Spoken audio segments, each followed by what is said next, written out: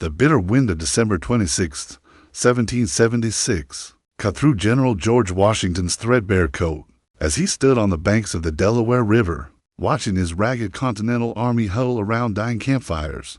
The Revolution that had begun with such hope at Lexington and Concord seemed destined to end in ignominious defeat.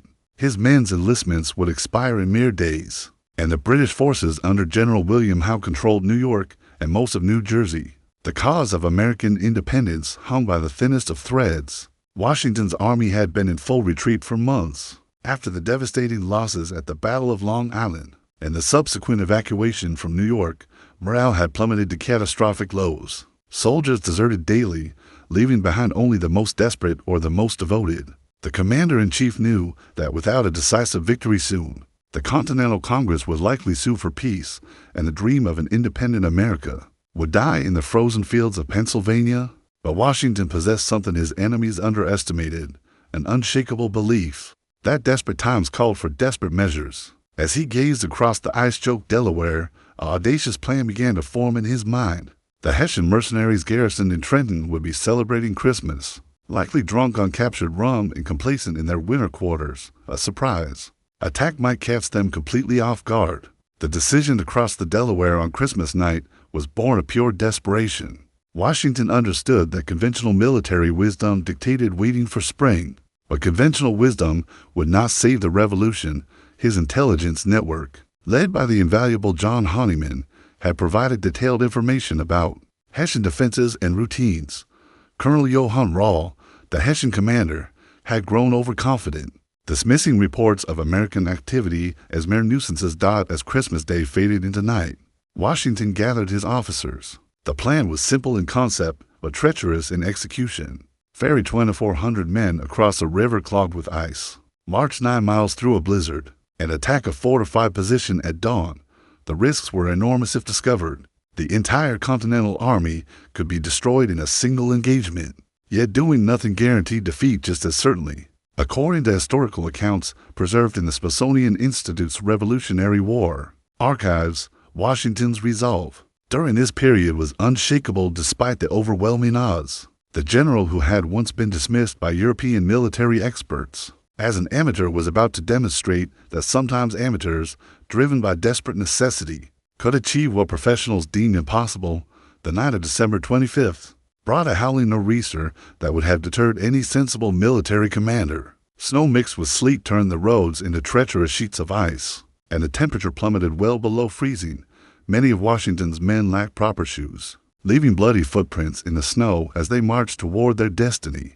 Yet somehow, this miserable weather would prove to be their greatest ally, providing the cover needed for one of the most daring military operations in American history. The Delaware River had never looked more forbidding than it did on that Christmas night of 1776. Chunks of ice the size of carriages crashed against each other in the swift current, creating a symphony of destruction that seemed to mock Washington's desperate gamble. Colonel John Glover's Marblehead fishermen, hardened by years of battling the North Atlantic, took charge of the boats with grim determination. These Massachusetts seafarers understood that failure meant not just military defeat, but the end of everything they had fought to achieve. The crossing began at 6 o'clock in the evening, with Washington himself among the first to brave the treacherous waters. The Durham boats, designed for carrying iron ore, proved ideal for the mission despite their unwieldy size. Each vessel could hold 30 men plus equipment, but navigating between the ice floes required extraordinary skill.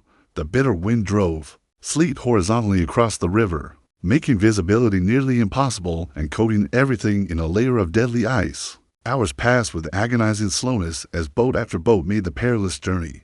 Artillery pieces had to be carefully balanced to prevent capsizing, while horses and men alike struggled against the brutal cold. Many soldiers' muskets became useless as powder got wet, but Washington had anticipated this problem, ordering his men to rely primarily on bayonets and the element of surprise. The general's calm presence in the lead boat inspired confidence, even as the storm reached its full fury. By 3 o'clock in the morning of December 26th, the last of Washington's forces had reached the New Jersey shore, but they were already 3 hours behind schedule. The original plan called for attacking Trenton before dawn to maximize surprise, but the delays meant they would arrive in broad daylight. Lesser commanders might have retreated, but Washington understood that retreat meant certain defeat. Die had been cast when they entered those boats, and there could be no turning back. The 9-mile march to Trenton tested every man's endurance to its limits. The storm that had concealed their crossing now became a brutal enemy, with winds so strong they could knock a man off his feet. Many soldiers wrapped rags around their feet as makeshift shoes, leaving crimson trails in the snow that spoke to their sacrifice. Captain Alexander Hamilton, then just 19 years old, later wrote that he had never seen such determination in the face of such hopeless odds. Washington divided his forces into 2 columns for the final approach to Trenton. He would lead the main force along the Pennington Road, while General Nathanael Greene's division would attack from the north via the Scotch Road.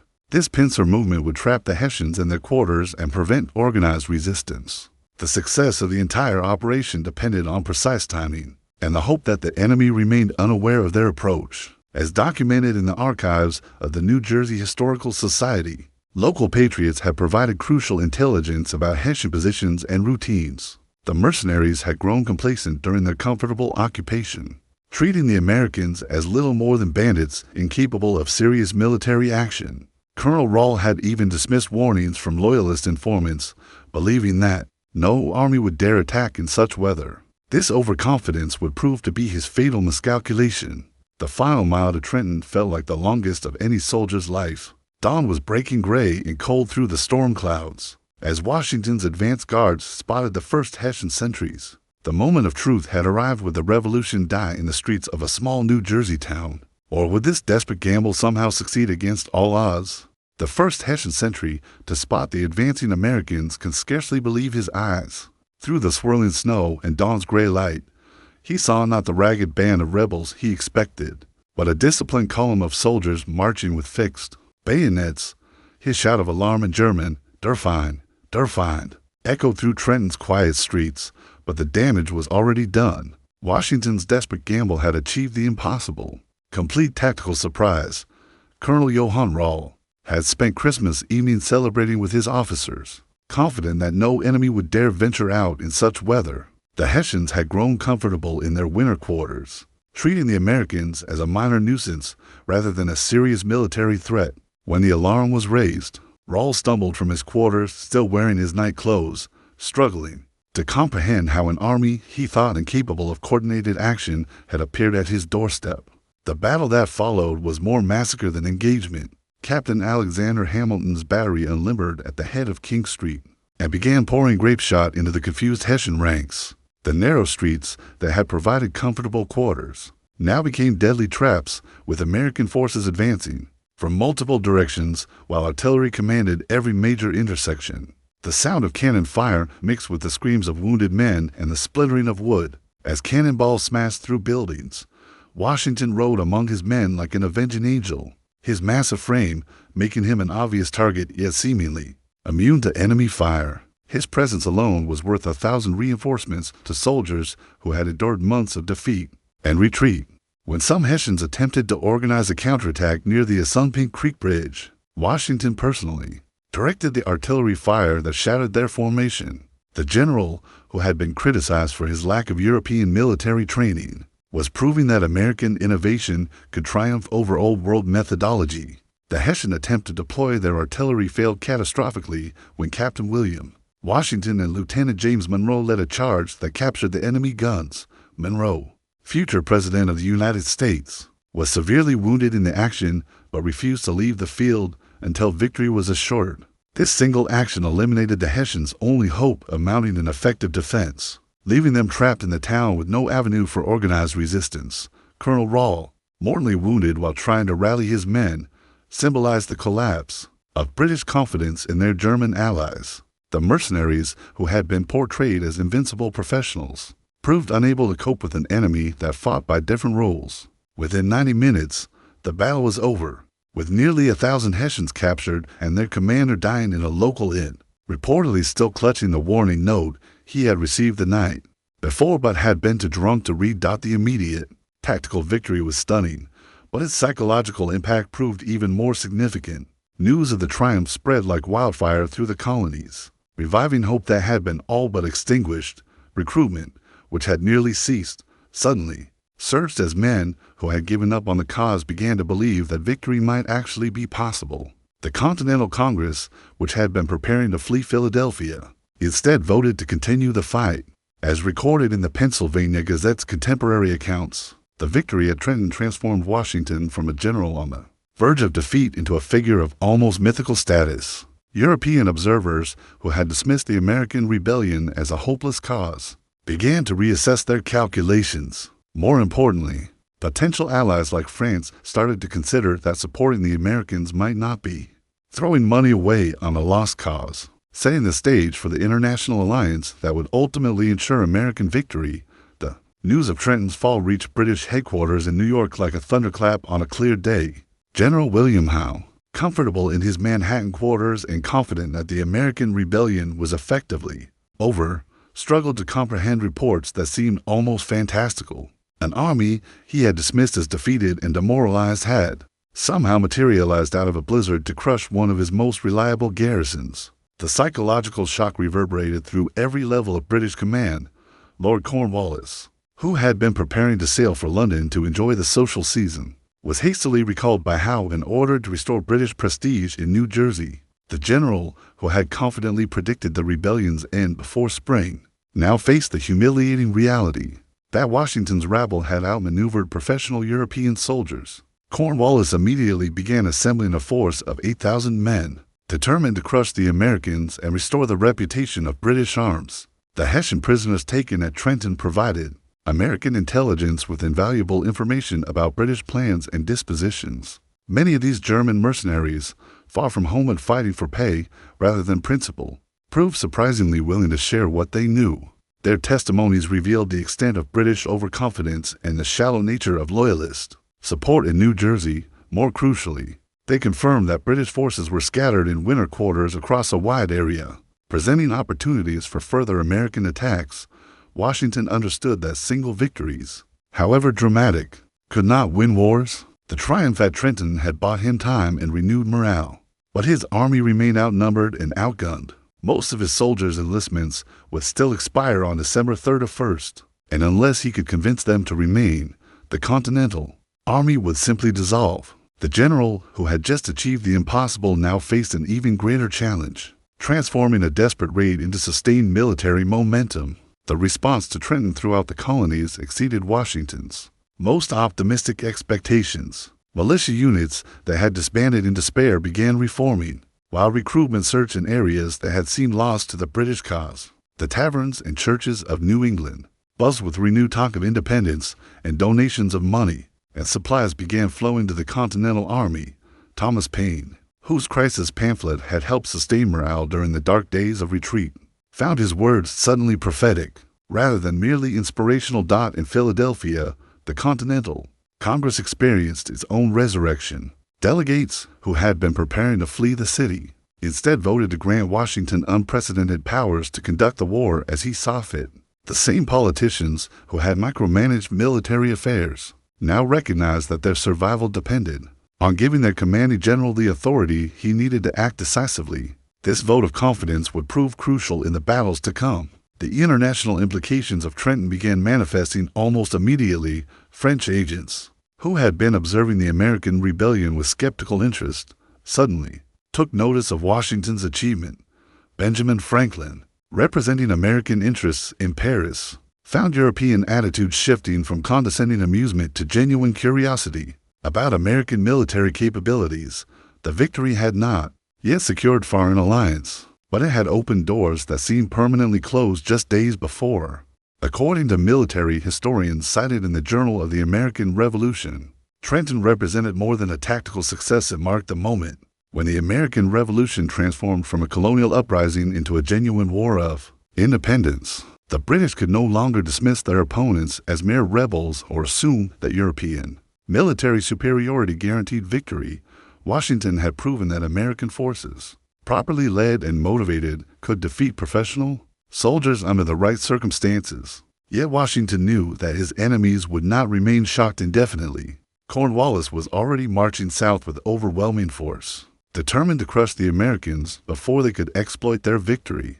The next phase of the campaign would determine whether Trenton had been a brilliant fluke or the first step toward ultimate victory. By January 1st, 1777, Washington faced a crisis that threatened to render his Trenton victory meaningless. Despite his desperate pleas and offers of bounties, most of his soldiers prepared to honor their expired enlistments and return home. The Continental Army that had achieved the impossible just 6 days earlier was dissolving before his eyes. In a final, emotional appeal, Washington personally addressed his men, reminding them that their country's fate hung in the balance, and begging them to extend their service for just 6 more weeks. The response was mixed but sufficient.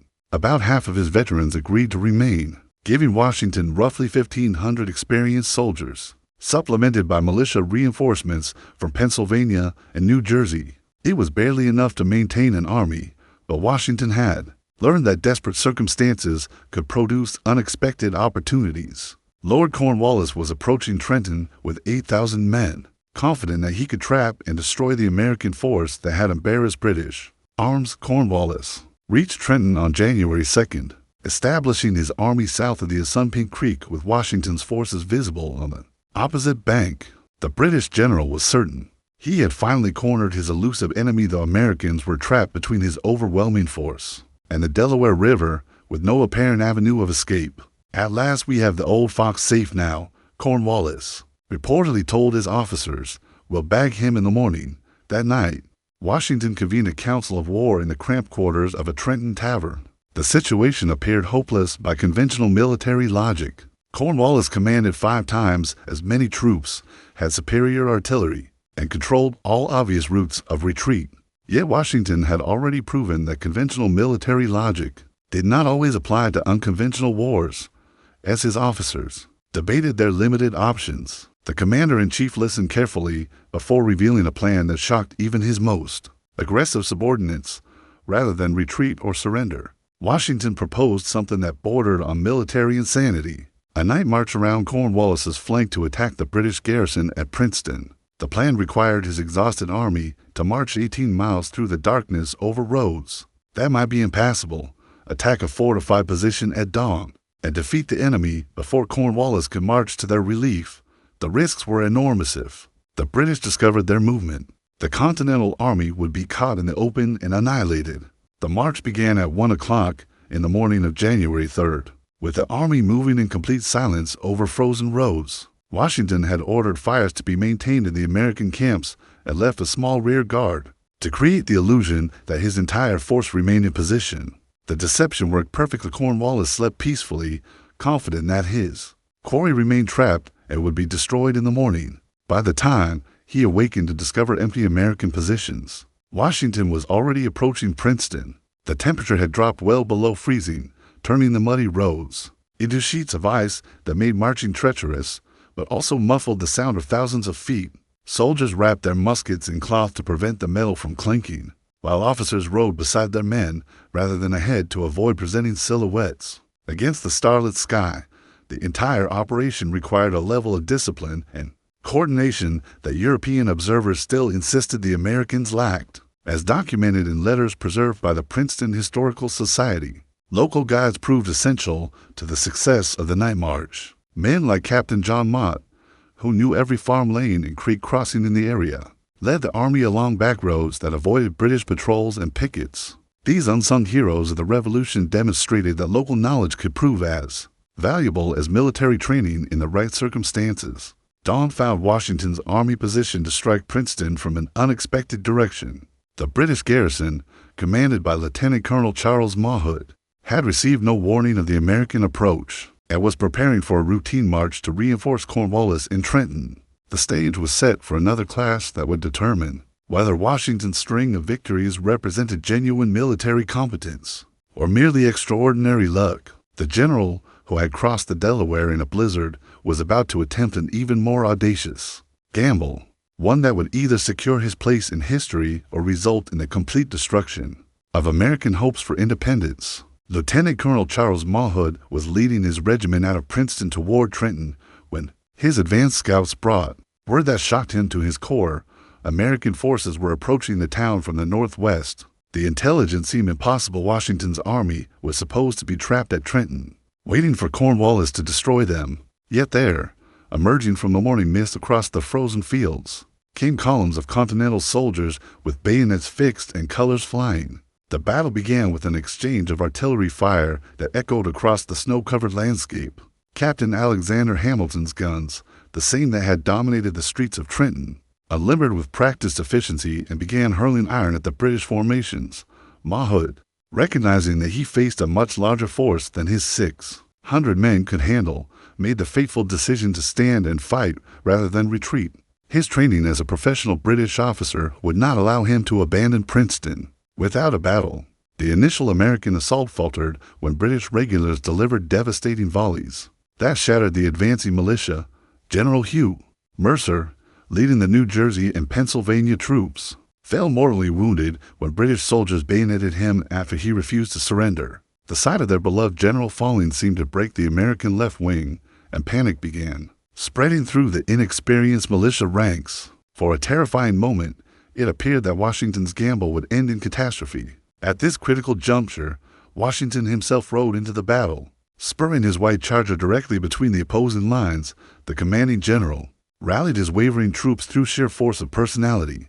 Ignoring British musket balls that whistled around him, Washington positioned himself within 30 yards of enemy lines and shouted encouragement to his men. His aide-de-camp, afraid to watch his commander's seemingly inevitable death, covered his eyes with his hat. The sight of their general risking everything alongside them transformed the American soldiers. The same men who had been retreating in disorder suddenly steadied their ranks and delivered a coordinated volley that staggered the British line. Washington, miraculously unharmed despite being the most obvious target on the battlefield, led a charge that broke Mahood's formation and sent British soldiers streaming back toward Princeton. In disorder, the pursuit became a rout as American forces poured into Princeton itself. British soldiers barricaded themselves in Nassau Hall, the main building of the College of New Jersey, but Captain Hamilton's artillery quickly convinced them to surrender. The symbolism was powerful. American forces had captured the institution where future leaders would be educated, striking a blow at British prestige that resonated far beyond military considerations. Mahood managed to escape with a portion of his force, but left behind nearly 300 casualties and prisoners, along with valuable supplies and equipment. More importantly, he left behind British confidence in their ability to control New Jersey. The twin victories at Trenton and Princeton had transformed the strategic situation, proving that Washington's army could not only survive, but actively threaten British positions throughout the region. The aftermath of Princeton revealed the true genius of Washington's campaign. Rather than attempting to hold the town against Cornwallis's inevitable counterattack, he ordered his exhausted troops to march to winter quarters in Morristown. From this position in the New Jersey Highlands, the Continental Army could threaten British communications while remaining relatively safe from attack. It was a masterpiece of strategic thinking that European military theorists would study for decades. News of Princeton's capture reached Philadelphia, just as the Continental Congress was debating whether to abandon the city instead of fleeing. The delegates voted to remain and continue supporting the war effort. The psychological impact of back-to-back victories had restored confidence, not just in Washington's leadership, but in the fundamental viability of American independence. What had seemed impossible just 2 weeks earlier now appeared not only possible, but inevitable. As recorded in contemporary British military dispatches preserved in the National Archives, the Princeton campaign marked the moment when professional European soldiers began taking American military capabilities seriously. The Continental Army had demonstrated tactical flexibility, strategic vision, and battlefield courage that commanded respect even from enemies who had previously dismissed them as amateurs. The true significance of Princeton only became apparent in the weeks and months that followed, as its effects rippled outward like stones cast into still water. What had begun as a desperate attempt to save a dying revolution had transformed into something far more profound. The moment when American independence shifted from unlikely dream to achievable reality. European military observers, initially dismissive of reports from New Jersey, gradually recognized that they had witnessed something unprecedented in 18th century warfare. The strategic consequences of Princeton extended far beyond the immediate military gains. British forces throughout New Jersey began abandoning isolated outposts, concentrating in New York and a few fortified positions. The Loyalist population, which had welcomed British protection just weeks earlier, found themselves increasingly isolated and vulnerable to Patriot retaliation. Most critically, Potential foreign allies began seriously considering whether American victory was possible, opening diplomatic doors that had seemed permanently sealed. King Louis XVI of France, influenced by reports from his agents in America, authorized secret aid to the Continental Army within months of Princeton. The French decision to support American independence, which would ultimately prove decisive in securing victory, traced directly back to Washington's demonstration that American forces could defeat European professionals in conventional battle. Without Princeton, there might have been no French alliance, and without French alliance, American independence would likely have remained a dream. The battle's impact on American morale proved equally transformative. Recruitment, which had nearly ceased during the dark days of 1776, surged throughout 1777 as stories of Washington's victories spread through taverns and churches across the colonies. Men who had given up on the cause began volunteering again, while those already serving found renewed purpose in what had seemed a hopeless struggle. The Continental Army that emerged from winter quarters at Morristown bore little resemblance to the defeated force that had crossed the Delaware. British strategy underwent fundamental revision following Princeton. General Howe, who had planned to end the rebellion through a campaign of occupation and intimidation, realized that he faced a more formidable enemy than anticipated. The scattered garrisons that had worked well for controlling compliant populations proved disastrously vulnerable to Washington's hit-and-run tactics. British forces would never again feel secure in their winter quarters, fundamentally altering how they conducted the war. The psychological warfare aspect of Princeton proved as important as its tactical success. Washington had transformed himself from a competent but unremarkable Virginia planter into a figure of almost mythical status, both in America and abroad. European cartoonists began depicting him as a worthy opponent rather than a provincial amateur, while American newspapers celebrated him as the embodiment of Republican virtue triumphing over monarchical tyranny. This transformation of Washington's image proved crucial in maintaining political support for the war effort.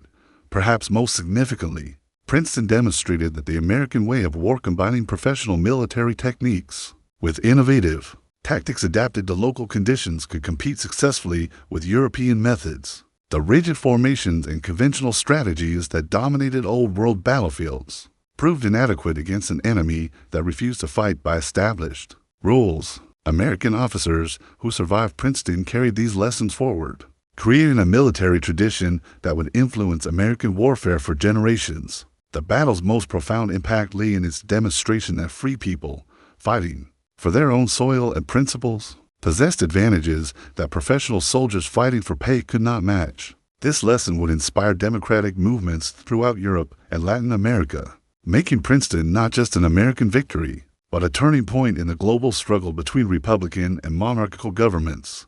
According to analyses published in the William and Mary Quarterly, Princeton represented the moment when the American Revolution became irreversible. While challenges remained and defeats lay ahead, the fundamental dynamic had shifted. Washington had proven that American independence was militarily achievable, politically sustainable, and worth the enormous sacrifices required to secure it. The hidden turning point of the revolution had occurred not in the famous battles that history remembers, but in a small New Jersey town on a frozen January morning, when desperate courage met brilliant strategy to change the course of human history. In the end, Princeton's legacy lies not in the territory captured or enemies defeated, but in its demonstration that free people, properly led and inspired, could overcome seemingly impossible odds to secure their liberty. That lesson echoes still, making Princeton not just a battle won, but a promise kept to future generations who would inherit the independence it helped secure.